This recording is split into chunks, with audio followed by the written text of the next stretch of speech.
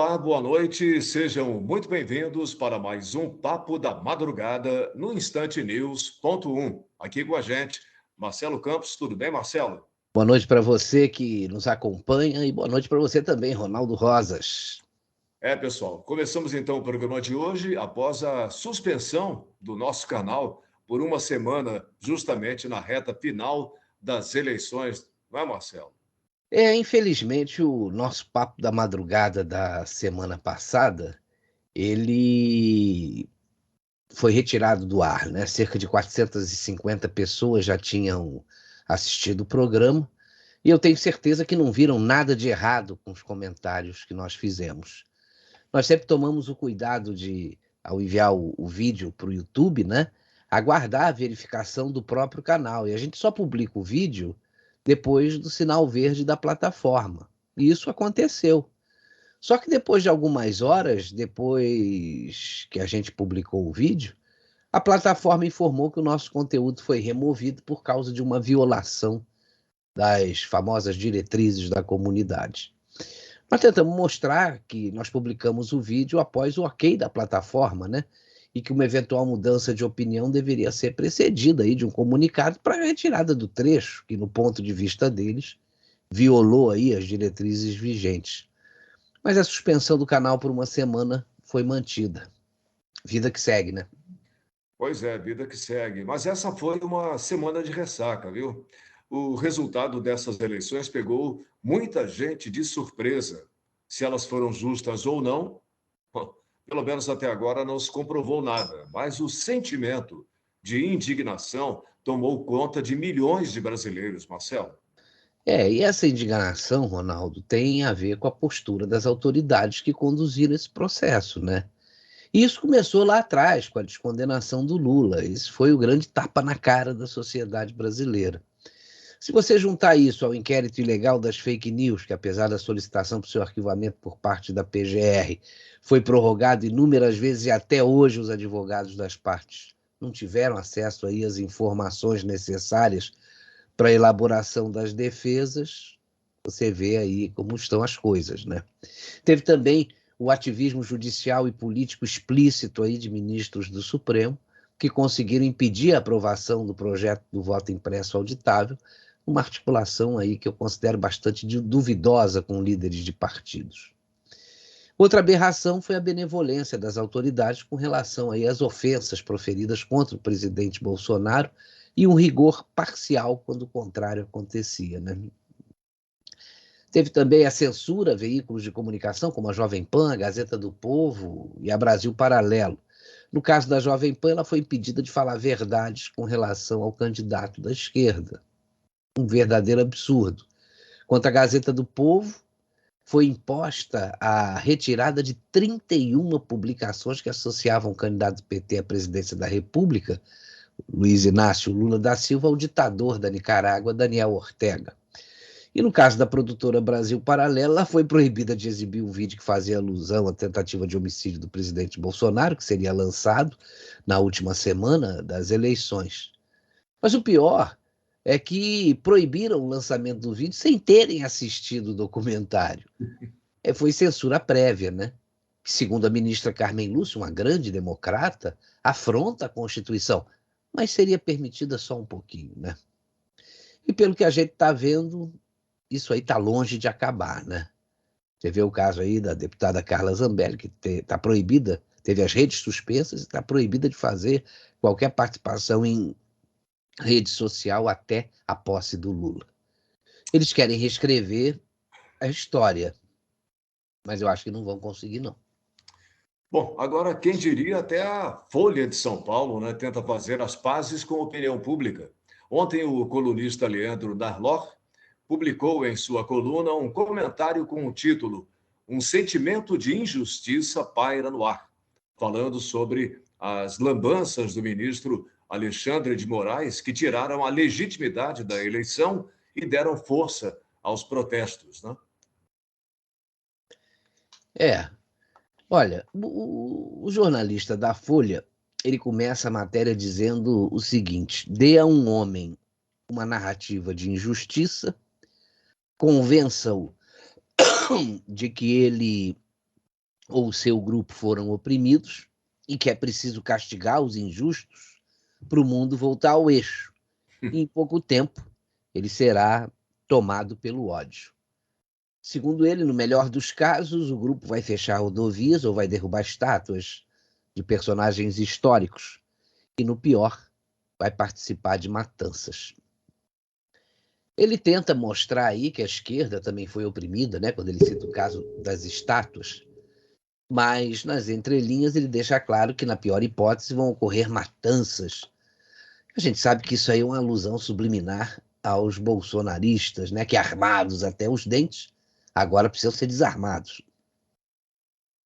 Pelo menos ele procurou mostrar que, nesse caso das manifestações recentes, por que tantos brasileiros participaram dos protestos contra o resultado das eleições.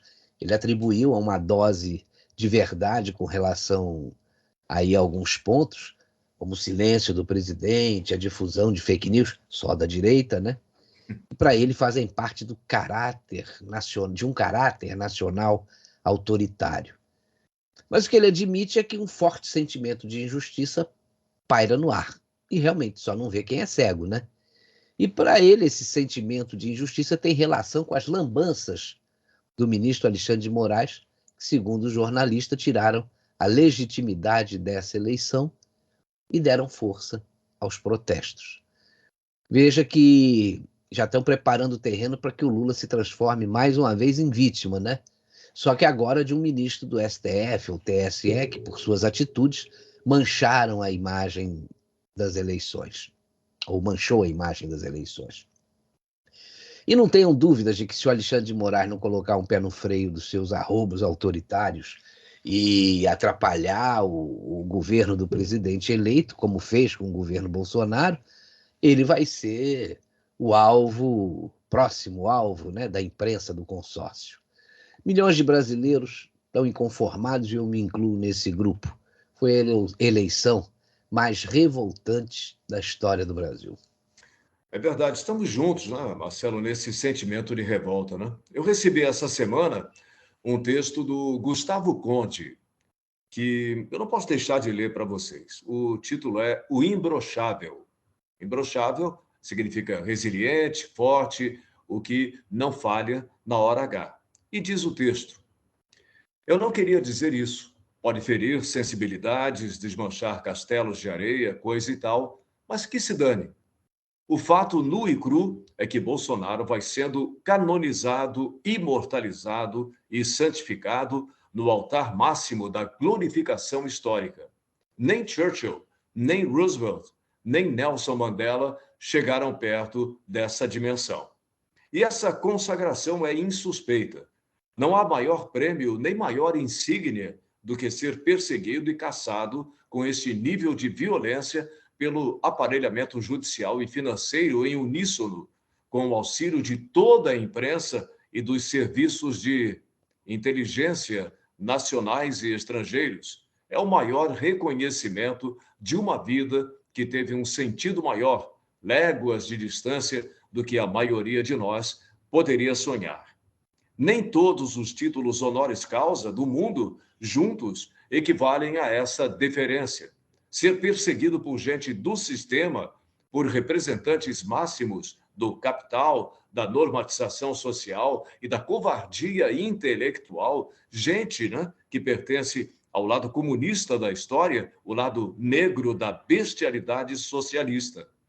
Não há prêmio Nobel que possa simbolizar a atuação patriótica de Bolsonaro no mundo, nem todos os títulos que Bolsonaro de fato ganhou ou recusou, porque a lista é imensa, uma das maiores do mundo, porque a honraria mesmo que se desenha é esta em curso: ser o alvo máximo do ódio de classe e o alvo máximo do pânico democrático, que tem fobia a voto.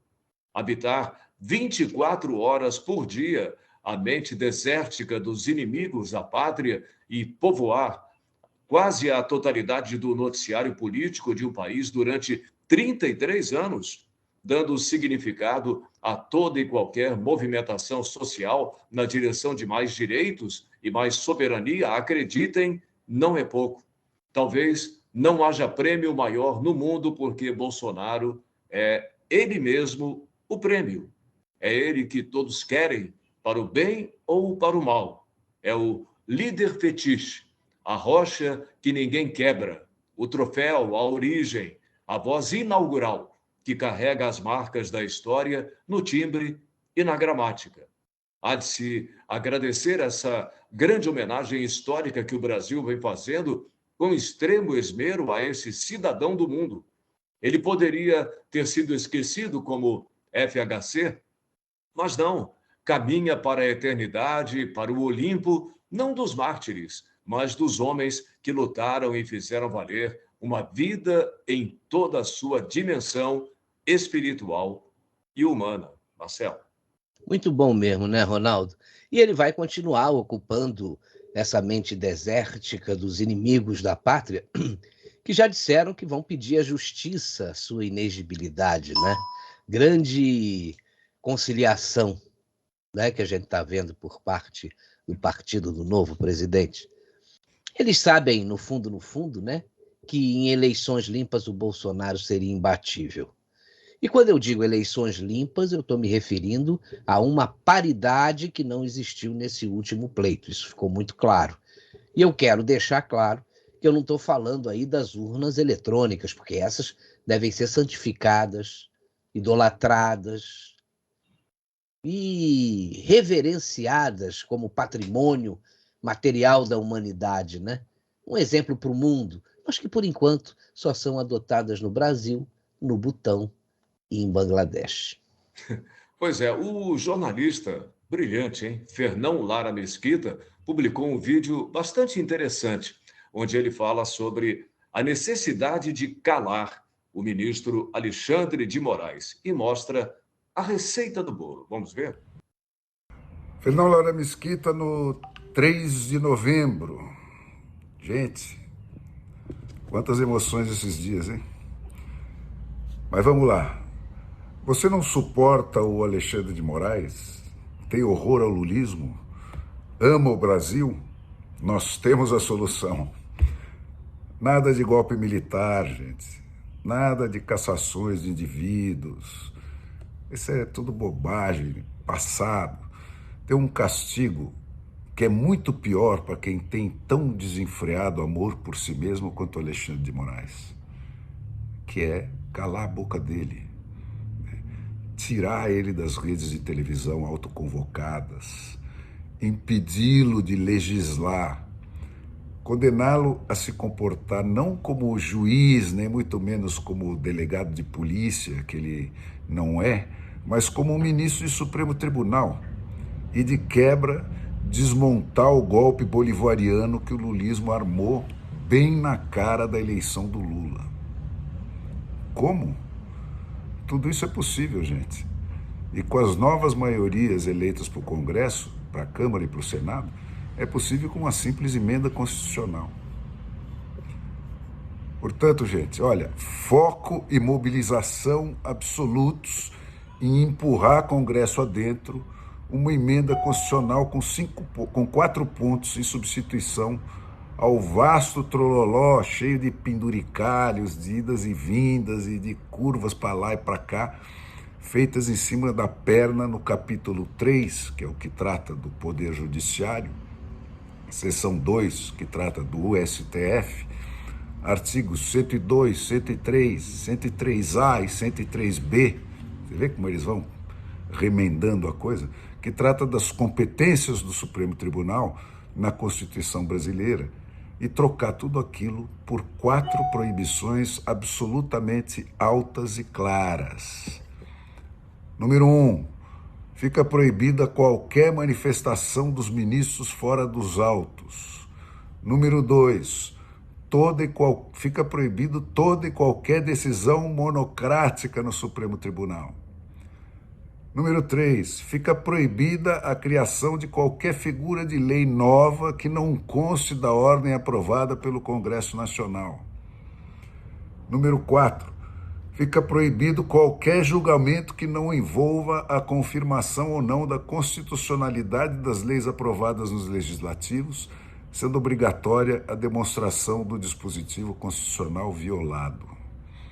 Tudo mais deve ficar para as outras 3 instâncias, terminando a última no STJ, como é no mundo inteiro.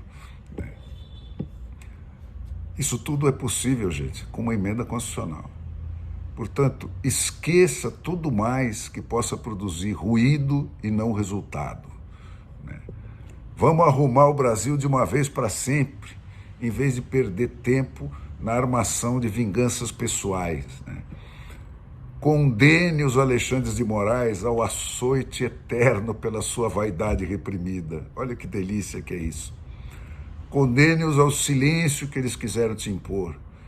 E o melhor, condene os militantes infiltrados no Supremo Tribunal para produzir o golpe bolivariano prescrito pelo Foro de São Paulo ao comportamento discreto e estritamente a serviço da lei de um verdadeiro ministro do Supremo Tribunal, pelo tempo que lhes restar de mandato e sem a possibilidade de redução da pena. Gente, daqui por diante, vai para todas as manifestações carregando seu cartaz pelas 4 proibições ao STF, e repasse essa mensagem ao Brasil inteiro. E comece tudo de novo. Passe e repasse e insista.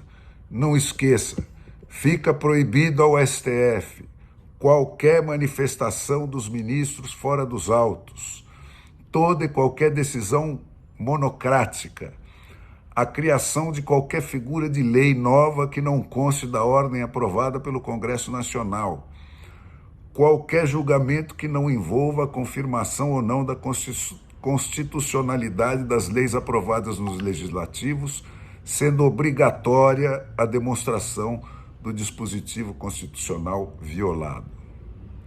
É isso, gente. Isso dá uma arrumada no Brasil que fica pautando pouca coisa. Aí precisa arrumar só a ordem política daí para frente. Pois é, Marcelo. Ontem viralizou nas redes sociais um pedido do senador saltitante, a Gazela Randolph Rodrigues, pedindo uma trégua de 100 dias para o governo Lula mostrar resultados. Olha só. Randolph muda o tom e pede que eleitores de Bolsonaro tenham paciência e deem um tempo a Lula. Veja o vídeo. Eu acho que nós somos brasileiros, somos todos compatriotas. Quem votou em Luiz Inácio Lula da Silva, quem votou em Jair Bolsonaro, comungam dos mesmos valores enquanto sociedade, comungam da mesma pátria, comungam da mesma identidade diante do mundo. Não há razão para conflito entre nós. Até aqueles que querem fazer oposição devem agora aguardar, dar o tempo para que a oposição se concretize. É natural em qualquer democracia um período de pelo menos 100 dias para avaliar e julgar quais são as ações do governo eleito. Então, o momento agora é de união. Eu acho que isso aí, Dani e Tainá, não ajuda em nada ao país. O conflito, a desagregação, levar o ódio para a política, incidentes tristes, Dani, como esse de Mirassol, não ajuda em nada. Não ajuda, não contribui em nada. Pois é, Marcelo, é muita cara de pau, hein? Pois é, esse sujeito deveria ter pelo menos vergonha na cara. Durante os últimos anos, ele foi um dos maiores opositores do governo Bolsonaro e dos seus simpatizantes e aliados. Vamos lembrar aí o papel dele na CPI da Covid, quando perseguiu médicos, ministros, empresários e apoiadores do presidente. Ele censurou muita gente graças ao seu relacionamento com o ministro Alexandre de Moraes. Judicializou tudo o que podia e o que não podia. Ele não respeitou a independência entre os poderes quando perdia lá no parlamento e saía correndo lá para o judiciário, que o atendia imediatamente, né? O Randolph Rodrigues pediu a prisão de inúmeros conservadores. E agora, vendo que a situação não vai ser fácil, como ele esperava, ele pede àqueles que querem fazer oposição ao governo que esperem pelo menos 100 dias para começar a julgar esse governo que toma posse em 1º de janeiro. Olha, eu acho praticamente impossível que alguém atenda a esse pedido. A política é uma via de mão dupla. Aqui se faz, aqui se paga, né? E agora ele muda o tom e pede paciência dos eleitores com Lula. Enquanto isso, o PT, que ele coordenou a campanha aí, né? Foi um dos participantes, já está pedindo a cassação do Bolsonaro, do Nicolas Ferreira, mais votado do Brasil, da Carla Zambelli, a mulher mais votada do Brasil, do Eduardo Bolsonaro. É brincadeira, né? Ele vai sentir na pele o que ele fez de mal para os brasileiros.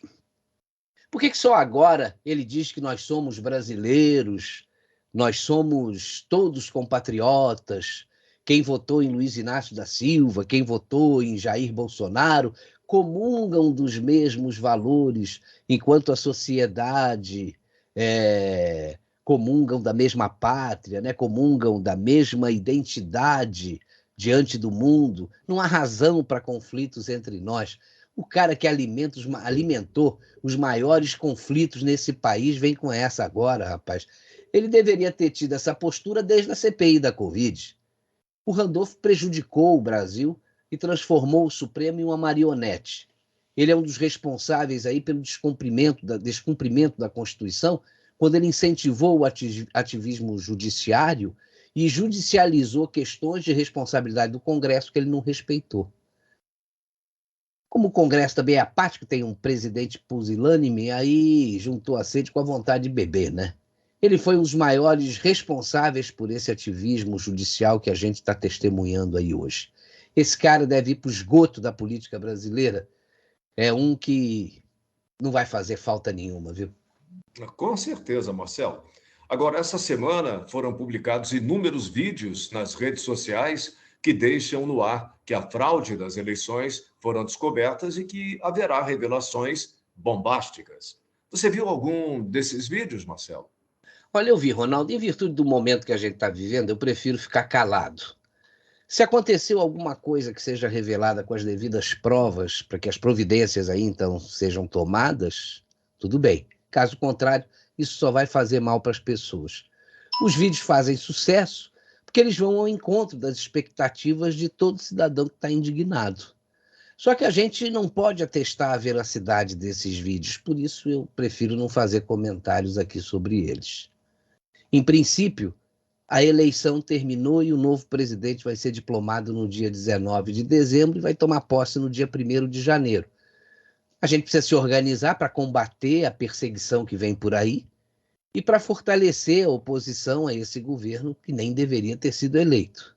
O Brasil está indignado, mas até agora não foi apresentada nenhuma prova de alguma fraude nessas eleições.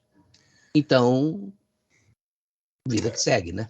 Vida que segue. E essa imprensa canalha, né, Marcelo, que hoje idolatra o ex-presidente Lula, finge não entender por que existe tanta revolta da população com a volta dele à presidência. Se esquecem que eles mesmos estimularam no passado recente esse descontentamento com o governo que eles denunciavam todos os dias em seus telejornais.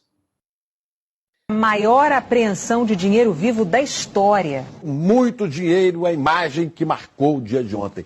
A Polícia Federal só terminou de contar no começo da madrugada aquele dinheirão encontrado num apartamento lá em Salvador. 51 milhões de reais. É a maior apreensão de dinheiro vivo da história da Polícia Federal. Os investigadores dizem que o dinheiro era usado pelo ex-ministro dos governos Lula e Temer, Gedel Vieira Lima, do PMDB. Também hoje, o Procurador-Geral da República denunciou por organização criminosa os ex-presidentes Lula e Dilma e outros políticos que integram a cúpula do PT. 1,5 bilhão de reais é dinheiro que não acaba. 1,5 bilhão atribuídos pela Procuradoria-Geral da República a 8 pessoas. A cúpula do PT por organização criminosa e acusou a cúpula do partido de pegar 1,5 bilhão de reais. Vamos ver os 8 denunciados? Olha só, o ex-presidente Lula aparece na denúncia como chefe e grande idealizador do esquema. E em seguida, a ex-presidente Dilma Rousseff vem como a grande negociadora na compra de apoio junto com os ex-ministros Antônio Palocci, Guido Mantega, Edinho Silva e Paulo Bernardo. A senadora Gleisi Hoffmann, atual presidente do partido, e o ex-tesoureiro João Vacari Neto completam a cúpula petista de denunciados. Rodrigo Janot mostra como os acusados montaram uma rede de arrecadação de propina no governo, principalmente via Petrobras. O ex-presidente Lula foi apontado como líder do esquema e, por isso, se condenado, pegaria uma pena maior. Para o Procurador-Geral da República, Lula foi o grande idealizador dessa organização criminosa. Como as empresas mudam, né, Ronaldo? Aqueles que assaltaram o país apareciam nos noticiários como criminosos e hoje são os heróis preferidos dessa turma aí. Você viu aquela comemoração que foi amplamente divulgada na internet, na redação lá da Rede Globo, no Jornal Nacional, né? Todo mundo se abraçando, dançando, xingando Bolsonaro. Salve a Nossa Senhora da internet, que não apaga o passado de ninguém, pelo menos por enquanto. Hipocrisia é pouco, hein?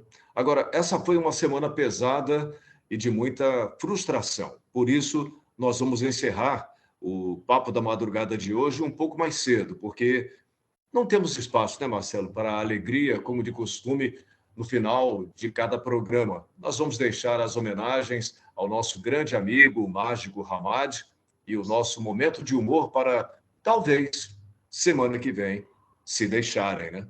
Mas, depois da sua despedida, Marcelo, eu quero encerrar o programa de hoje de um jeitinho diferente. Valeu. Olha, com certeza o clima vai estar bem melhor na próxima semana, eu espero, né? E nós esperamos você por aqui para curtir mais um Papo da Madrugada. Então, um bom fim de semana e até o próximo programa. Um beijo para todo mundo e viva a democracia! As eleições acabaram, o segundo turno acabou democraticamente no último domingo, o Tribunal Superior Eleitoral proclamou o vencedor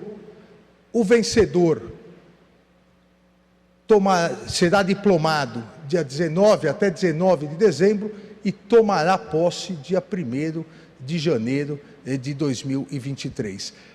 Isso é democracia, isso é alternância de poder, isso é Estado republicano.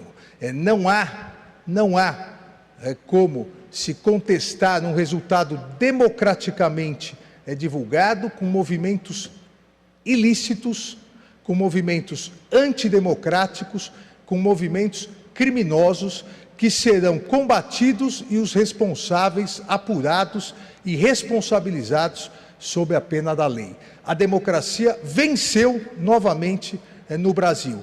E quero parabenizar o Tribunal Superior Eleitoral, os tribunais regionais eleitorais, todos os juízes eleitorais, os membros do Ministério Público Eleitoral e, mais do que isso, parabenizar a sociedade, as eleitoras, os eleitores, que em sua maioria massacrante são democratas, acreditam na democracia, acreditam no Estado de Direito, compareceram, votaram em seus candidatos e aceitaram democraticamente o resultado das eleições. Aqueles que criminosamente não estão aceitando, aqueles que criminosamente estão praticando atos antidemocráticos serão tratados como criminosos e a sua responsabilidade, as responsabilidades serão apuradas.